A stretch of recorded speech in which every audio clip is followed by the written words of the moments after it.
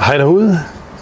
Så er det den 5. september, og sidste video jeg lavede her i år var jo helt tilbage i maj, så det er jo 4 måneder siden, at jeg fik lavet en video. Så det er, ja, timelapse det er det jo ikke, men det er jo altså 4 måneder fra de meget små planter i maj, der lige var blevet plantet ud, og så til nu. Og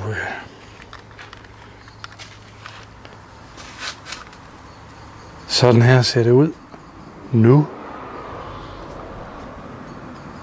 Det tog rigtig længe for planterne her i højbedene at komme i gang. Og de fik ellers rigeligt med kvælstof, som jeg nævnte i den første video. Og sammenlignet med planterne i spandene, ja, så lidt ligesom sidste år, så var planterne i spandene, de var ret hurtigt i gang. Og så har jeg tænkt på at give videre, om det er jorden i højbedene, der skal til at skiftes ud. Og jeg har jo læst, at man bør skifte jorden ud i højbedene. Dels bør man ikke dyrke det samme år efter år, da man der risikerer at op for mere sygdomme.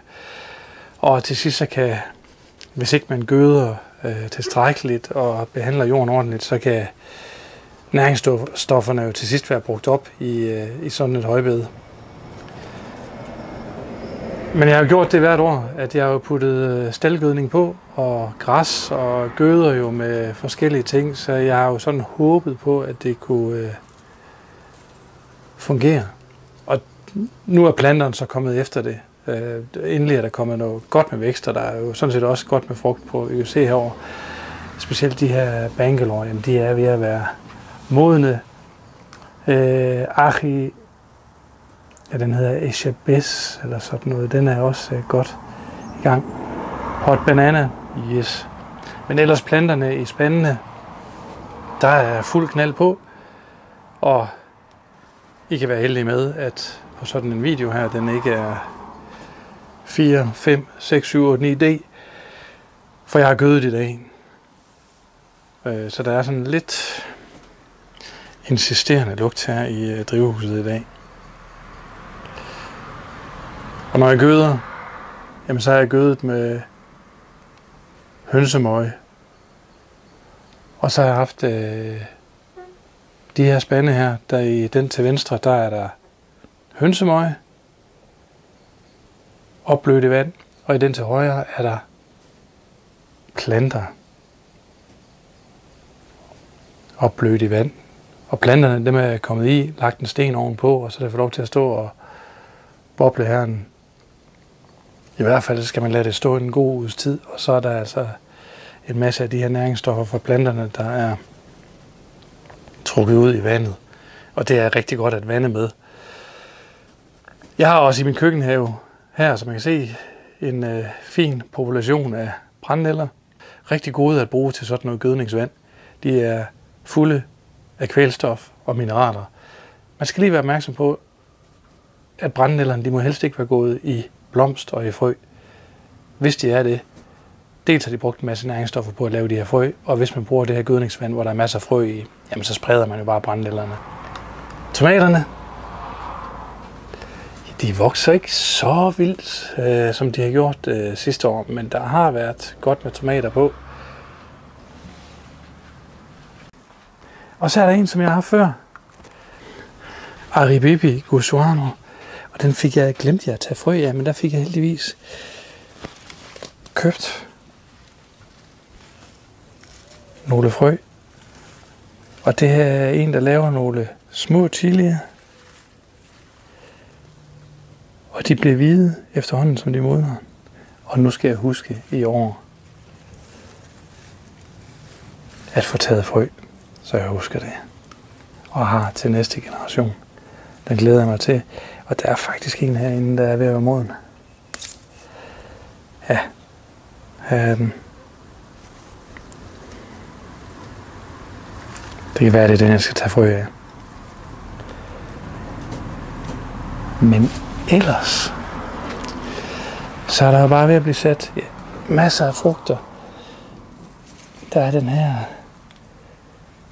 kryds mellem en Brainstrain og en Scott Bonnet. Den glæder mig også til, den har jeg haft. En jeg også har i år i drivhuset, som jeg har haft held med i øvrigt at have udenfor tidligere, det er Piri. Og den er fed, fordi den sætter så vanvittigt mange frugter. Små, hissige chilier.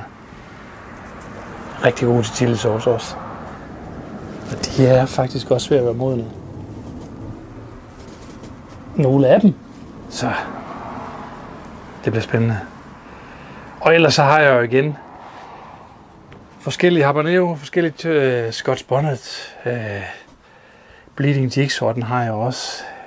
Hernede i spanden lige her, der står der en Bud Orange Copenhagen. Og det er godt, at den her i spanden, den ser ud til at have det lidt bedre. Der er faktisk nogle af dem, der er ved at være modne. Nogle af, skal vi se, om vi kan fange dem her. Der var de.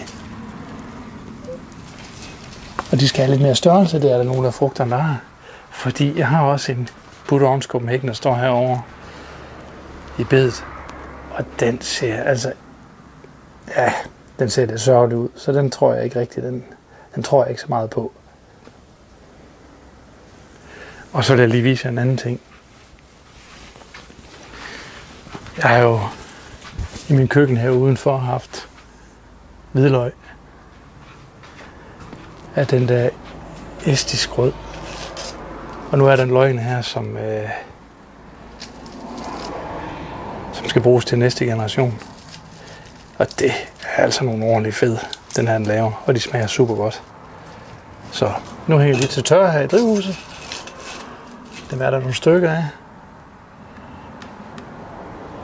De skal bruges og sættes her i uge 42. Og så har jeg også høstet nogle her.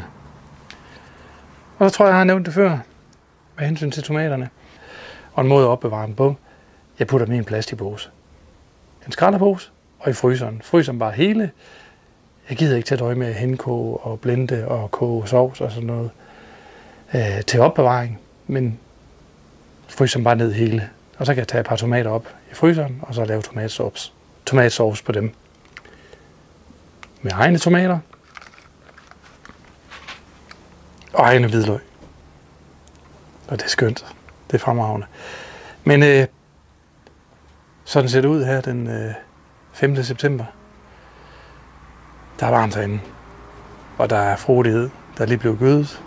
Og planterne har jo også udover fået det her hønsemøg og staldgødning. Og det her gødningsvand for planter. Så har jeg også fanget en masse skaller og karusser i en sø nær mit arbejde. Jeg var nede sammen med en elev, og vi fangede en hel masse. Og dem har jeg hakket op, blandet med lidt melasse og en lille smule kalk, og gravet ned ved siden af planterne, sådan fordelt ud i drivhuset.